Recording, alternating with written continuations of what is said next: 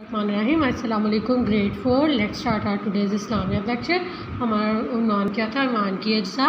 हम लोग जब इसके बारे में पढ़ चुके हैं कि ईमान क्या होता है। सबसे पहले हमने ये पढ़ा था कि अल्लाह ताला पे यकीन रखना कि अल्लाह एक है, वो वाहिद है, उसे सच्चे दिल से मानना, ये हम ईमान होता है। अपने सवालात देखते हैं। ये आपने अपनी IAS की नोटबुक ओपन करके उसको अच्छे से रेडी करेंगे, मार्जिन लाइन लगाएंगे, तारीख लिखनी है, जमात का काम लिखना है, उन्वान लिखेंगे, ईमान की अज्जा, सवालात के जवाबात दें। पहला सवाल हमारा क्या है?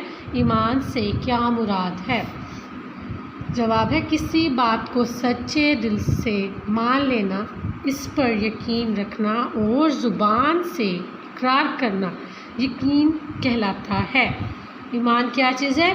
हमने ये रीडिंग के अंदर भी पढ़ा था। इसका मतलब ईमान क्या है?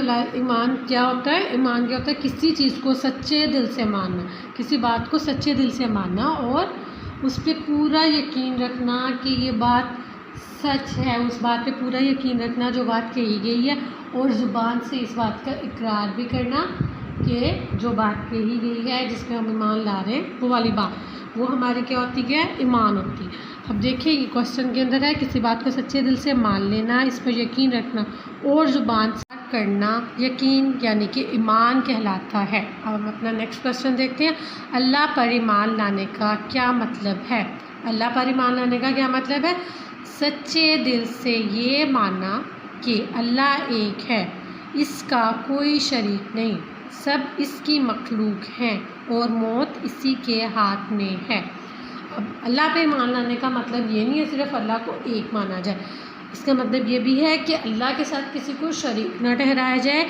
सारी ये बात भी मानी जाए और ये बात भी मानी जाए कि जो सारी मखलूक है उसको अल्लाह ताला ने पैदा किया और ज़िंदगी और मौत जो है वो भी अल्लाह ताला के हाथ में। तो अल्लाह पे ईमान लाने का मतलब हुआ हमें इन सारी चीज़ों के ऊपर ईमान लाना होगा।